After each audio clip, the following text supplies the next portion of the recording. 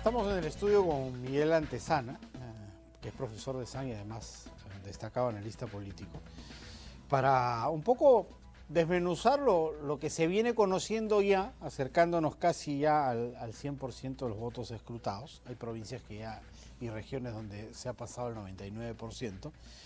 Y ver qué nos espera en estos próximos 16, 17 meses de gestión congresal. ¿Cómo estás, Miguel? ¿Qué tal? Un gusto tenerlo. Bueno, ha sido sorpresivo, ¿no? Algunos de los resultados, tanto en positivo como en negativo, los que han entrado y los que se han quedado fuera. ¿Cómo analizas tú lo que se conoce hasta el momento después del escrutinio? Como bien dijiste hace un momento, en la medida que se van conociendo los resultados, yo creo que están apareciendo nuevas sorpresas, no solamente en la posición final que van a ocupar los partidos políticos, sino también en los congresistas que van a ingresar, tanto por la lista de manera, digamos, normal, pero también por aquellos que han recibido el voto preferencial. Entonces, hasta ayer la gran sorpresa era el FREPAP. Hoy hay una segunda sorpresa, es Unión por el Perú, que estamos viendo también a qué congresistas está llevando.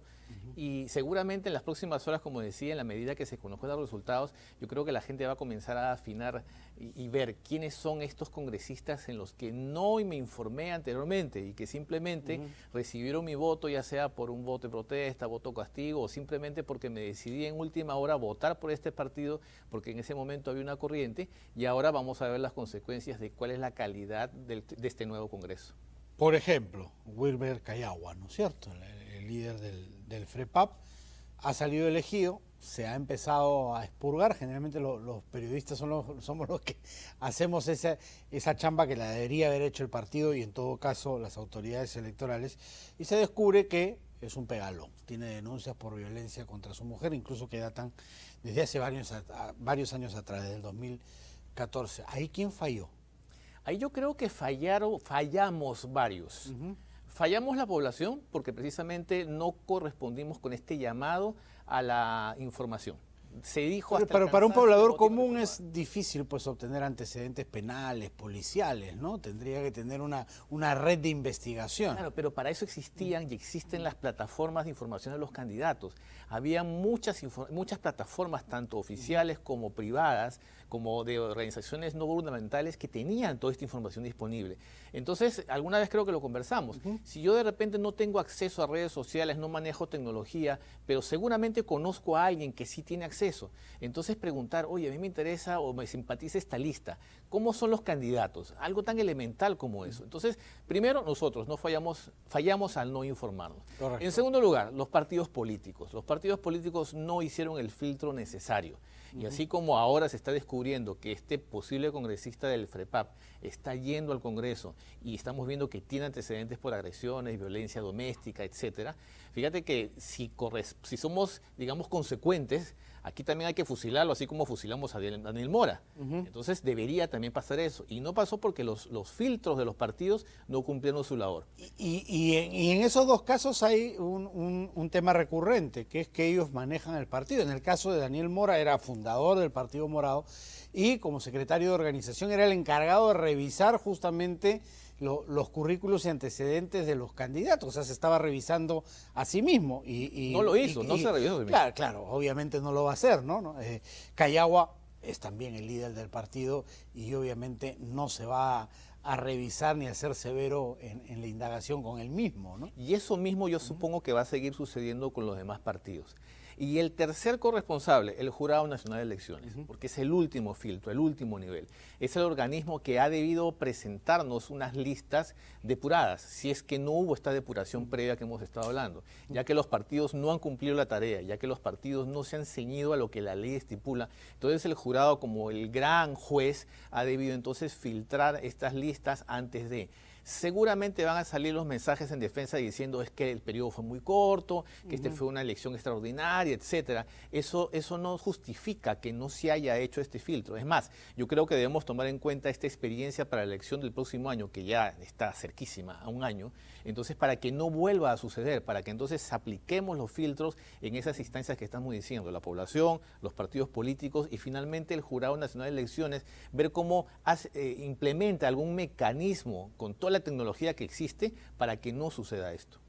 Hay un cierto miedo público respecto a los dos partidos justamente que tú mencionaste, UPP, Unión por el Perú y al FREPAP, por sus discursos radicales en ciertos sentidos. En el FREPAP bastante fundamentalista, ligado a la religión, y en UPP ligado a una izquierda bastante radical, muy pegada a Antauro Humala.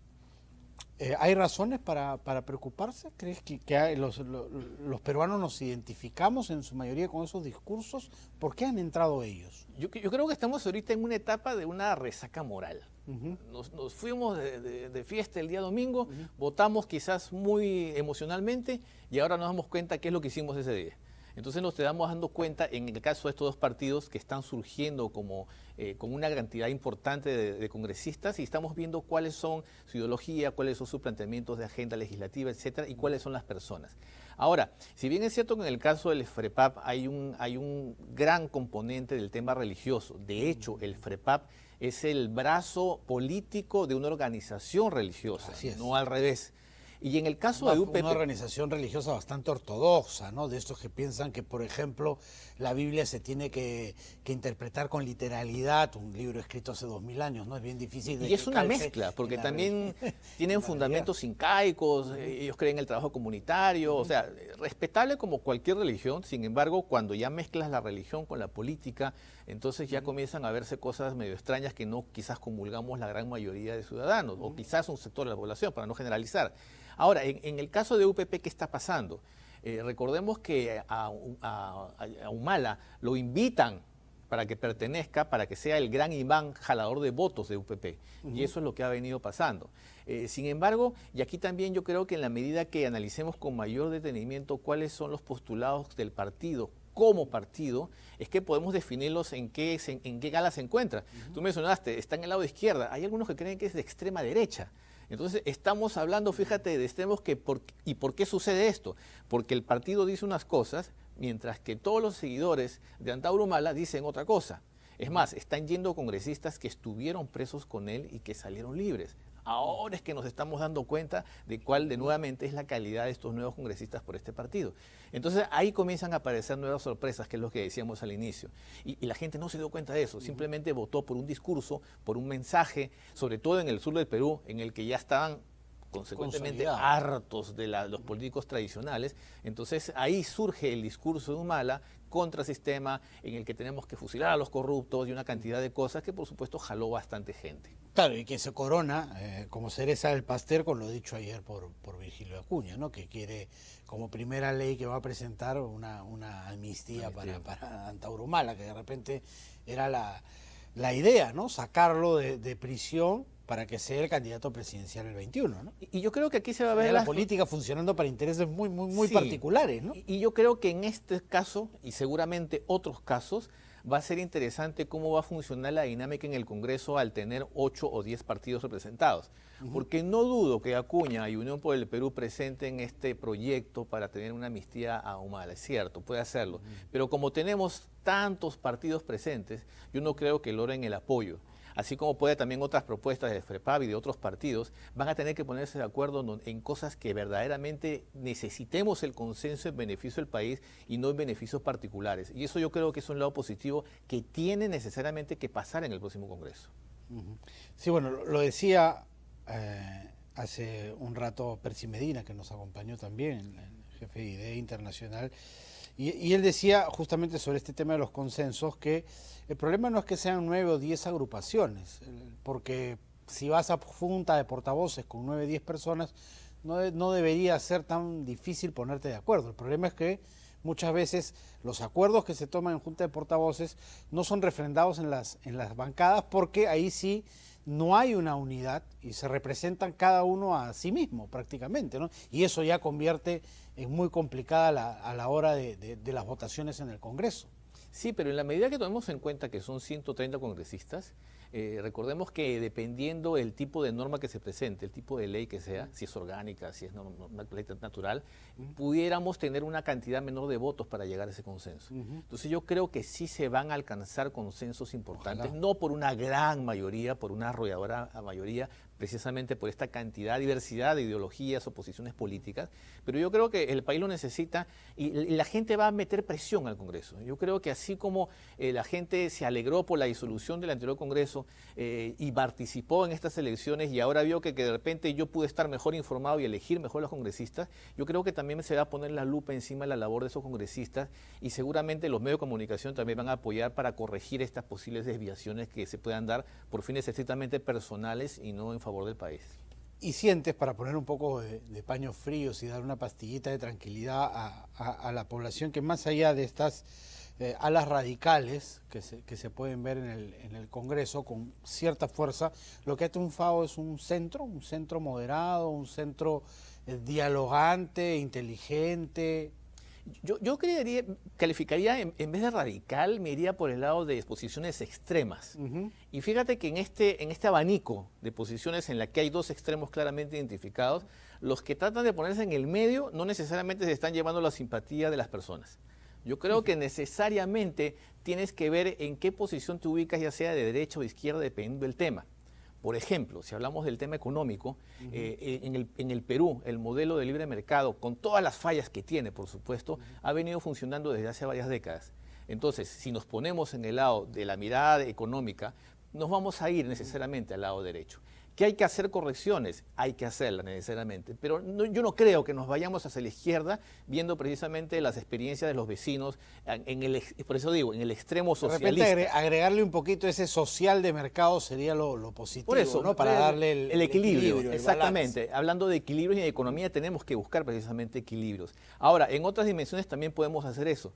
Siempre cuando uno está harto del sistema es que tiende a irse a una solución extrema. Radical. Y eso es lo que precisamente ha venido sucediendo ahorita a nivel político y en el Congreso quizás estamos viendo las consecuencias. Y creo que hay que verle también el lado positivo y eso es saludable. ¿Qué pasa cuando entonces nos vamos a un extremo? ¿Nos ayuda o nos perjudica, nos beneficia? Y en la medida que comienza a desarrollar su tarea este Congreso es que yo creo que vamos a tener respuestas a esa pregunta. Vamos a verlo entonces. Además vamos a ver cómo se definen ya las caras del Congreso específicamente más allá de, como tú decías, las bancadas. Todavía falta un tramo por escrutar. Sí, y además los primeros actos de este Congreso. Primero, ¿cuál va a ser la Junta Preparatoria? Que tiene que ser el más votado, pero también del partido más votado. Hasta ahora el más votado en preferencial es Urresti. Hay que completar a ver si su partido es el más votado. Puede ser, no necesariamente Acción Popular. El más votado, el más joven y el más viejo, ¿verdad? Exactamente. Entonces, esta es la Junta Preparatoria, no es que van a presidir el Congreso. Claro, los que toman juramento. Son los que van a estar en la mesa y que van a tomar juramento. Y de ahí vamos a ver entonces el primer gran consenso del Congreso. ¿Cuál es la mesa directiva de este Congreso en esta legislatura? Entonces, ahí veremos cómo se portan estos nuevos congresistas. Esa será la primera prueba. Muchísimas gracias, Miguel, por haber estado aquí. Gracias. Miguel Antesana, profesor de SAN, ha estado con nosotros. Aquí cerramos nuestro bloque económico.